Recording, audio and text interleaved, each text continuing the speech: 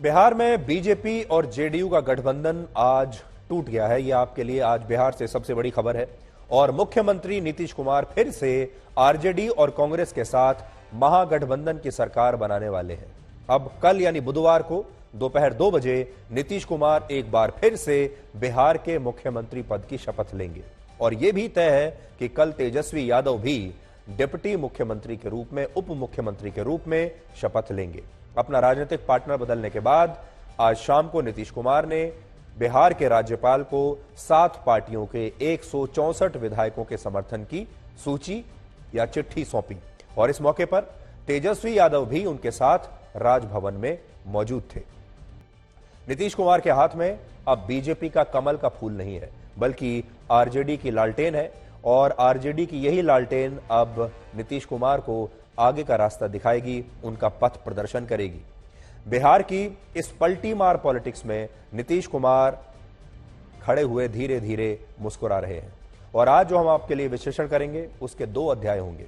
पहला अध्याय है राजनीतिक विश्लेषण, जिसमें हम नीतीश कुमार की इस पलटू राम टेक्नोलॉजी की बात करेंगे और यह समझेंगे कि नीतीश कुमार ने बीजेपी से अलग होने का फैसला आखिर क्यों लिया और क्या आंकड़ों में ऐसे संकेत मिलते हैं जिनकी वजह से नीतीश को अपना भविष्य अब बीजेपी के साथ अंधेरे में नजर आ रहा था। और दूसरा अध्याय होगा विकासशील विश्लेषण, जिसमें हम बिहार का आकलन विकास की कसौटी पर करेंगे और यह देखेंगे कि चेहरे तो बदलते रहे, लेकिन क्या बिहार में कोई बदलाव आया। अचानक पलटने की इस टेक्नोलॉजी की वजह से नीतीश कुमार को पलटू राम भी कहा जाता है बिहार की पॉलिटिक्स में। और नीतीश कुमार को यह जो टाइटल दिया गया है पलटू राम का, यह कुछ वर्ष पहले लालू यादव ने ही दिया था। और आज उन्हीं लालू यादव की पार्टी के साथ नीतीश कुमार दोबारा सरकार बनाने की तैयारी कर रहे हैं। रिकॉर्ड जब हमने चेक किया तो यह पता चला कि यह 5वीं बार है जब नीतीश कुमार ने राजनीतिक पाला बदला है, यानी जब अपना पार्टनर चेंज किया है। 1990 में नीतीश कुमार लालू यादव के साथ थे। लालू यादव को नीतीश कुमार अपना बड़ा भाई मानते थे। नीतीश कुमार ने पहली पलटी मारी वर्ष 1994 में। उन्होंने लालू यादव से बगावत की। फिर 1994 में उन्होंने जॉर्ज फर्नांडिस के साथ अलग पार्टी बना ली जिसका नाम था समता पार्टी। फिर 2003 में शरद यादव के साथ मिलकर जनता दल यूनाइटेड बनाई। नीतीश कुमार ने दूसरी पलटी मारी 1998 में।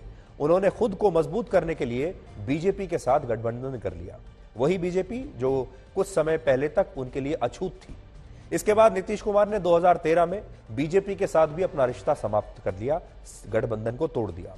तब उन्होंने इसकी वजह प्रधानमंत्री नरेंद्र मोदी को बताया था। उस वक्त लोकसभा चुनाव के प्रचार की जिम्मेदारी नरेंद्र मोदी के पास थी और उस दौर में उन्होंने कुछ नारे भी दिए थे, जैसे संघ मुक्त भारत। तब उन्होंने एक डायलॉग भी मारा था कि मिट्टी में मिल जाएंगे लेकिन बीजेपी के साथ नहीं जाएंगे। ये वही नीतीश कुमार हैं जो ये चाहते थे कि लोकसभा के चुनाव प्रचार में नरेंद्र मोदी बिहार में चुनाव प्रचार करने के लिए ना आए। इसके बाद 2015 में नीतीश कुमार ने लालू यादव की पार्टी आरजेडी के साथ मिलकर गठबंधन बनाया। चुनाव में जीत के बाद नीतीश कुमार मुख्यमंत्री बन गए और फिर 2017 में एक बार फिर से नीतीश ने पलटी मारी और इस बार महागठबंधन से अलग होकर वापस एनडीए में आ गए और बीजेपी के साथ मिलकर दोबारा बिहार के मुख्यमंत्री बन गए। और अब 2020 के चुनावों में बीजेपी के साथ मिलकर उन्होंने फिर से सरकार बनाई, जो पिछला विधानसभा चुनाव हुआ। और 2 साल के बाद ही 2022 में नीतीश कुमार ने 5वीं पलटी मारी और अब विपक्षी पार्टियों के साथ नया गठबंधन बना लिया। तो आपने देखा कि कितनी जल्दी जल्दी वो अपना पार्टनर चेंज करते हैं। पार्टनर जो चेंज करता है उसे बेवफा कहा जाता है। अचानक पलटने की अपनी इस टेक्नोलॉजी की वजह से नीतीश कुमार 8वीं बार मुख्यमंत्री पद की शपथ लेंगे। 8वीं बार। मार्च 2000 से लेकर अगस्त 2022 तक नीतीश कुमार को उनकी पलटू राम टेक्नोलॉजी ने बार बार हर बार मुख्यमंत्री बनाया है। अब देखिए पूरा कैलकुलेशन क्या है। बिहार विधानसभा में कुल मिलाकर 243 सीटें हैं और बहुमत के लिए 122 सीटों की जरूरत है। यह पूरा कैलकुलेशन है। और इसमें से जेडीयू के पास 45 सीटें हैं, बीजेपी के पास अगर आप देखेंगे तो 77 सीटें हैं और बहुमत साबित होता है 122 पर। नीतीश कुमार ने 45 अपनी सीटें रखी हैं, बीजेपी के 77, हिंदुस्तानी आवाम मोर्चा के 4 विधायक हैं, उनके साथ उन्होंने सीट बनाया है और अभी तक जो सरकार बनी थी वो इस तरह से बनी थी और उनके पास कुल मिलाकर 126 विधायक थे। लेकिन आज की स्थिति बिल्कुल अलग है। इस्तीफा सौंपने के बाद नए साथियों के दम पर नीतीश कुमार ने अब दोबारा नई कैलकुलेशन के साथ अपना दावा पेश किया है। अब नई कैलकुलेशन देखिए, जेडीयू के 45 विधायकों के अलावा नीतीश कुमार के साथ अब आरजेडी के 79 विधायक आ गए हैं, 79, कांग्रेस के 19, हिंदुस्तानी आवाम मोर्चा के 4, लेफ्ट पार्टियों के 16 और एक निर्दलीय विधायक भी है, यानी कुल मिलाकर 164 विधायक उनके पास आ गए हैं। अब यह नई कैलकुलेशन है। नीतीश कुमार की पार्टी भले ही सबसे बड़ी पार्टी ना हो, लेकिन पाला बदलकर वो पहले भी मुख्यमंत्री थे और आज भी बन रहे हैं और प्रतिक्रियाएं भी पहले जैसी हैं। नीतीश कुमार जिनके पाले में गए हैं वो इस फैसले का स्वागत कर रहे हैं और जिनका पाला उन्होंने छोड़ा है वो कह रहे हैं कि हमारे साथ बहुत बड़ा धोखा हुआ। अब थोड़ा आपका मूड ठीक करते हैं और वो मीम आपको दिखाते हैं जो दिन भर चल रहा था। वो मीम हमारे पास आ गया है, देखिए आपके चेहरे पर भी थोड़ी मुस्कुराहट आ जाएगी। ये है नीतीश कुमार, ये बीच में है, इनका एक पैर है नरेंद्र मोदी की मोटरसाइकिल पर और दूसरा पैर है लालू यादव की मोटरसाइकिल पर और ये बीच में चल रहे हैं। कभी ये लालू यादव की बाइक पर बैठ जाते हैं और कभी ये मोदी की बाइक पर बैठ जाते हैं। लेकिन बड़ी बात यह है कि सवारी इन्हीं की चलती है और मुख्यमंत्री भी हमेशा यही बने रहते हैं। तो आज की जो स्थिति है वो अगर सोशल मीडिया की भाषा में आप समझें तो वो ये है जो इस समय आप देख पा रहे हैं। अब सवाल यह है कि नीतीश कुमार ने बीजेपी का साथ छोड़ा क्यों? आप सब यही जानना चाहते होंगे। तो उसका जवाब यह है कि बिहार में बीजेपी नीतीश कुमार के लिए एक बड़ा खतरा धीरे धीरे बन रही थी। बिहार में जेडीयू के लिए अपना अस्तित्व बचाए रखना मुश्किल होता जा रहा था। दरअसल पिछले कुछ चुनावों में बीजेपी और आरजेडी के उम्मीदवारों का जो स्ट्राइक रेट है वो नीतीश कुमार के उम्मीदवारों से ज्यादा है। आप इसे आंकड़ों से समझिए कि तीनों पार्टियों के जितने भी उम्मीदवार चुनाव में उतारे गए उनमें बीजेपी और आरजेडी के उम्मीदवारों की जीत का प्रतिशत सबसे ज्यादा था और जेडीयू की जीत का प्रतिशत कम था। जैसे जेडीयू का स्ट्राइक रेट 2005 में 40% था, 2010 में 82% तक पहुंच गया, तब बहुत अच्छा हो गया 2010 में। लेकिन 2015 में स्ट्राइक रेट 70% पर आया और 2020 में पिछले चुनाव में यह सिर्फ 37% तक पर आ गया, यानी उनके सिर्फ 37% उम्मीदवार ही जीत पाए। आरजेडी का स्ट्राइक रेट 2005 में 35% था, 2010 में सिर्फ 13%, 2015 में 79% और 2020 में 52% पर आ गया। और बीजेपी का जो स्ट्राइक रेट है वो 2005 में 36% था, 2010 में 89%, 2015 में 34% और 2020 में 67% हो गया। यानी बीजेपी और आरजेडी ने धीरे धीरे नीतीश कुमार की पार्टी को काफी कमजोर कर दिया था। बल्कि हम ये कहेंगे कि बीजेपी की वजह से उनकी पार्टी काफी कमजोर हो रही थी और बीजेपी उन्हें लगातार अब एक सीनियर पार्टी की तरह उनको सपोर्ट कर रही थी। वो जूनियर पार्टनर की तरह काम कर रहे थे, हालांकि मुख्यमंत्री वही रहते थे। पिछले 3 विधानसभा चुनाव में सीटों का आंकड़ा यह कहता है कि जेडीयू लगातार कमजोर होती जा रही है। पिछले 3 विधानसभा चुनावों के आंकड़ों पर भी आप गौर कीजिए। 2010 में जेडीयू की 115 सीटें थी, बीजेपी की 91 और आरजेडी की 22। फिर 2015 के चुनाव में जेडीयू की 71 सीटें हुई, उन्हें 44 सीटों का नुकसान हुआ। इस चुनाव में बीजेपी को 53 सीटें मिली और आरजेडी की 80 सीटें थी। इस चुनाव में आरजेडी को 58 सीटों का फायदा हुआ। इसी तरह 2020 के चुनाव में जेडीयू को सिर्फ 43 सीटें मिली, पिछले चुनाव के मुकाबले 28 सीटों का नुकसान। बीजेपी को 74 सीटें मिली और उन्हें 21 सीटों का फायदा हुआ और आरजेडी को 75 सीटें मिली, उन्हें भी 5 सीटों का नुकसान हुआ। मतलब बीजेपी अकेली ऐसी पार्टी थी पिछले चुनाव में जिसे फायदा हो रहा था और फायदा भी छोटा मोटा नहीं, पूरे 21 सीटों का बीजेपी को फायदा हुआ है। यानी पिछले 3 चुनावों से जेडीयू 115 सीट से 43 सीट तक सिमट कर रह गई है। लेकिन तब भी बीजेपी के कंधों पर नीतीश कुमार चढ़े रहे और 43 सीट जीतने के बावजूद भी मुख्यमंत्री बन गए। लोकसभा चुनाव के आंकड़ों पर अगर आप गौर करेंगे तो 2014 में जेडीयू को सिर्फ 2 सीटें मिली थी, जबकि 2019 में मोदी की वजह से जेडीयू को 16 सीटें मिल गई। तब यह कहा गया कि मोदी फैक्टर की वजह से जेडीयू को बड़ा फायदा हुआ, लेकिन बीजेपी के साथ रहकर भी जेडीयू का अपना जनाधार कम ही हुआ है और इसी बात से नीतीश कुमार डरे हुए हैं। वो देख रहे हैं कि बीजेपी और आरजेडी राज्य में बहुत मजबूत हो रहे हैं और उनकी पार्टी कमजोर हो रही है और यही वजह है कि उन्होंने बीजेपी से अलग हो जाना ही बेहतर समझा। इसके अलावा पिछले महीने लालू यादव जब पटना के एक अस्पताल में भर्ती थे, तब नीतीश कुमार उनका हालचाल पूछने के लिए बाकायदा अस्पताल गए। और इन सारी बातों से अब आपको यह अंदाजा लग गया होगा कि नीतीश कुमार और लालू यादव के परिवार के बीच धीरे धीरे सियासी कड़वाहट दूर हो रही थी और अब दोनों नेता सत्ता के लिए बिल्कुल करीब आ गए हैं। उन्होंने हाथ मिला लिया है, लेकिन ये काफी समय से चल रहा था और आज इसी का फाइनल नतीजा आपके सामने आया है। लेकिन नीतीश कुमार पहले से जानते थे कि वो क्या कर रहे हैं और लालू यादव भी जानते थे कि वो क्या कर रहे हैं। यानी ये दोनों नेताओं को तो पता था कि कुछ महीनों के बाद ये दोनों मिलकर सरकार बनाएंगे। सिर्फ जनता को नहीं पता था, उनके वोटर्स को नहीं पता था। एक जमाना था जब लालू यादव और नीतीश कुमार की दोस्ती को शोले के जय वीरू की जोड़ी से जोड़ा जाता था। 1974 में जेपी आंदोलन के समय नीतीश कुमार और लालू यादव की जोड़ी बड़ी हिट जोड़ी थी, बड़ी कामयाब जोड़ी थी। नीतीश कुमार लालू यादव को अपना बड़ा भाई मानते थे और 1990 के चुनाव में नीतीश कुमार ने लालू प्रसाद यादव को जिताने में बहुत अहम भूमिका निभाई। लेकिन यह दोस्ती 1994 तक ही चल पाई। दरअसल भ्रष्टाचार के आरोपों की वजह से नीतीश कुमार और लालू यादव के बीच दरार आने लगी। देखिए, नीतीश कुमार कभी भी अपनी छवि को खराब नहीं होने देना चाहते। वो अपनी छवि को लेकर बहुत कॉन्शियस है और छवि पर उन्होंने कभी भी आंच नहीं आने दी। वो कितनी भी बार अपने सिद्धांतों को बदल दें, कितने भी लचीले रहें, लेकिन अपनी छवि को बरकरार रखते हैं और अपनी छवि ऐसे बनाकर रखते हैं जैसे वो बहुत ही ईमानदार और सिद्धांतों वाले नेता हैं। और लालू यादव की वजह से उनकी छवि खराब हो रही थी। इसी वजह से नीतीश कुमार ने 20 साल पुरानी दोस्ती भी तब तोड़ दी थी। पटना के गांधी मैदान में 12 फरवरी 1994 को एक रैली में नीतीश कुमार ने इसका ऐलान किया और नीतीश ने तब कहा था, भीख नहीं, हिस्सेदारी चाहिए। इसके बाद उन्होंने जॉर्ज फर्नांडिस के साथ मिलकर अपनी अलग पार्टी बना ली, जिसका नाम था समता पार्टी। और यहीं से लालू यादव और नीतीश कुमार के बीच राजनीतिक विरोध शुरू हुआ और दोस्ती का एक दौर समाप्त हो गया। इसके बाद राजनीतिक विरोधी के रूप में दोनों ही नेताओं ने एक दूसरे के खिलाफ बहुत कुछ बोला, बहुत कुछ कहा। लेकिन समय समय पर राजनीतिक फायदे के लिए नीतीश कुमार और लालू यादव की पार्टी आरजेडी एक दूसरे का साथ लेते रहे और साथ छोड़ते रहे।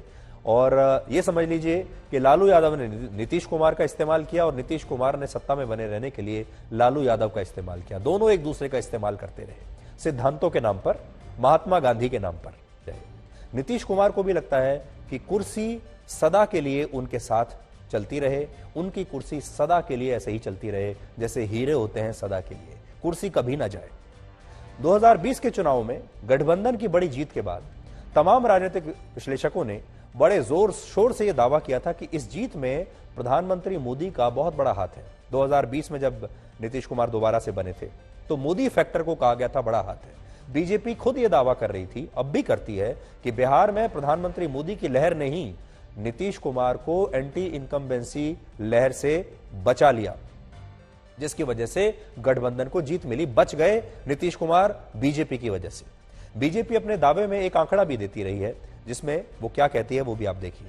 बिहार की कुल 243 सीटों के लिए बीजेपी के 110 और जेडीयू के 115 उम्मीदवार मैदान में थे। देखिए, आंकड़े जो है वो कई बार तस्वीर बिल्कुल साफ कर देते हैं। तो यहां आप देखिए,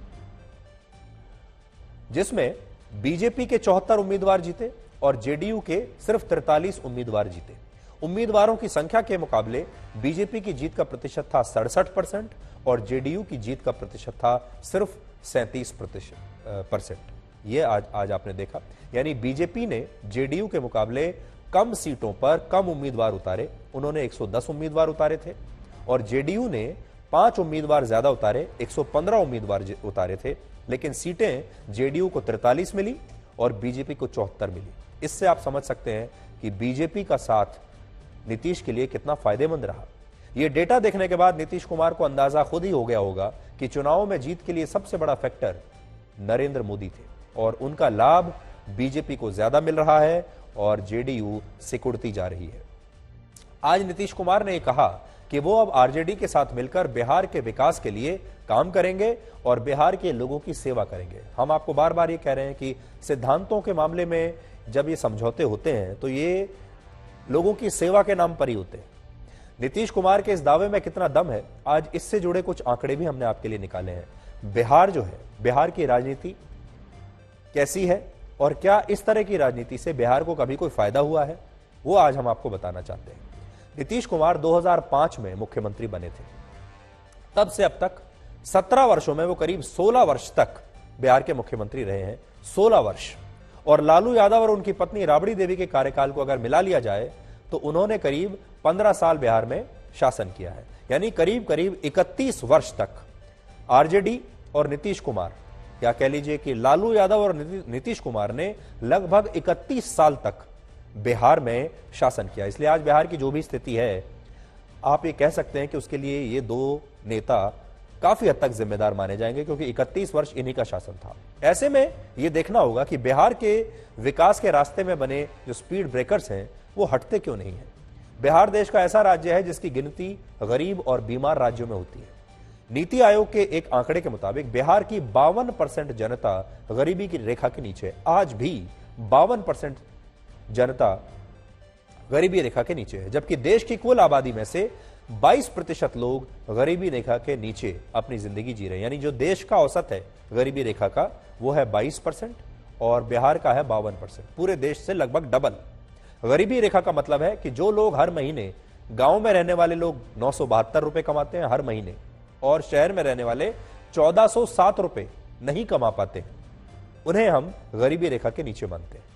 कुपोषण के मामले में बिहार पूरे देश में नंबर 1 पर है। यहां की 52% आबादी को ठीक से 2 वक्त का खाना भी नहीं मिलता, और यही वजह है कि रोजगार की तलाश में बिहार की बड़ी आबादी दूसरे राज्यों में पलायन करती है। इसका सबसे बड़ा कारण है बिहार में उद्योगों की भारी कमी। पर कैपिटा इनकम यानी प्रति व्यक्ति आय की बात करें तो बिहार में पर कैपिटा इनकम 50,555 रुपए है। यानी एक औसत व्यक्ति एक साल में 50,555 रुपए कमाता है, जबकि भारत की प्रति व्यक्ति औसत आय 91,480 रुपए है। इस अंतर को मिटाने के लिए बिहार की सरकार के पास कोई ठोस रणनीति कभी नहीं दिखाई दी। नीति आयोग के हेल्थ इंडेक्स के मुताबिक स्वास्थ्य सुविधाओं के मामले में देश के 19 बड़े राज्यों में बिहार 18वें नंबर पर है। इस लिस्ट में केरल पहले नंबर पर है और बिहार में 28,300 लोगों पर सिर्फ एक डॉक्टर है, जबकि देश में हर 11,000 लोगों पर औसतन एक डॉक्टर है। वर्ल्ड हेल्थ ऑर्गेनाइजेशन के मुताबिक प्रति 1,000 लोगों पर एक डॉक्टर होना चाहिए। नीतीश कुमार अपने पिछले 16 वर्षों में बिहार की जनता की सेवा करने का दावा और वादा हर बार करते हैं। अब भी कह रहे हैं कि अब वो आरजेडी के साथ मिलकर बिहार के लोगों की सेवा करेंगे, लेकिन सेवा करने के जो आंकड़े हैं वो आज हम आपके सामने पेश कर रहे हैं। ये सेवा नीतीश कुमार ने की है 16 साल में। बिहार में बीजेपी को छोड़कर आरजेडी के साथ सरकार बनाने से नीतीश को क्या फायदा या क्या नुकसान होगा, आज ये भी हम आपको जल्दी से बताते हैं। सबसे बड़ी बात यह है कि नीतीश कुमार ने बीजेपी को छोड़कर आरजेडी से नाता जोड़कर अपने मुख्यमंत्री पद की कुर्सी को सुरक्षित किया है। नीतीश लॉन्ग टर्म नहीं, शॉर्ट टर्म गेम खेल रहे हैं। अभी चुनाव में 2 साल बाकी हैं बिहार में, और बिहार के चुनाव से पहले 2024 का लोकसभा चुनाव भी है। इन 2 बड़े मुकाबलों के लिए नीतीश अपनी सियासी जमीन को मजबूत करना चाहते हैं। नीतीश कुमार के लिए बड़ा मौका है कि वो 2024 में विपक्ष का चेहरा बन सकते हैं, विपक्ष का सबसे बड़ा नेता बन सकते हैं। नीतीश की छवि बेदाग है, जैसा हमने आपको बताया। वो अपनी छवि को लेकर बहुत सावधान रहते हैं। छवि पर उन्होंने कोई दाग नहीं लगने दिया, कोई स्क्रैच नहीं लगने दिया, और उन पर परिवारवाद का आरोप भी नहीं है। हालांकि जेडीयू ने 2017 में भ्रष्टाचार के आरोप लगाकर आरजेडी का साथ छोड़ा था और अब उसी के साथ वापस आ गए हैं। 2024 के लोकसभा चुनाव में ये बात उनके खिलाफ जा सकती है, लेकिन बड़ी बात यह है कि नीतीश कुमार चाहेंगे कि वो संयुक्त विपक्ष के सबसे बड़े नेता के रूप में उभरें और उसके बाद वो प्रधानमंत्री मोदी के खिलाफ सबसे बड़ा चेहरा बने। यानी वो नरेंद्र मोदी से लड़ना चाहते हैं और संयुक्त विपक्ष के सबसे बड़े उम्मीदवार के तौर पर लड़ना चाहते हैं। वो चाहते हैं कि मोदी वर्सेस नीतीश कुमार की लड़ाई हो। जेडीयू से गठबंधन टूटना बीजेपी के लिए भी मुश्किल बढ़ा सकता है। अगर शॉर्ट टर्म में देखें तो बीजेपी ने अपना एक बड़ा सहयोगी खो दिया। 2014 के आम चुनाव से पहले यह बीजेपी के लिए एक बड़ा झटका हो सकता है। जेडीयू के साथ गठबंधन करके बीजेपी बिहार की सबसे बड़ी पार्टी बनने की रणनीति पर काम कर रही थी। अब बीजेपी के इस लॉन्ग टर्म प्लान में थोड़ी सी कठिनाई आ सकती है, लेकिन अब जेडीयू के अलग होने के बाद बीजेपी दोबारा से आरजेडी और विपक्षी पार्टियों पर भ्रष्टाचार का नया हमला बोलेगी और कहेगी कि ये जो पूरा की पूरा गठबंधन है ये भ्रष्ट लोगों का है, भ्रष्ट नेताओं का है और भ्रष्टाचार के गठबंधन का है।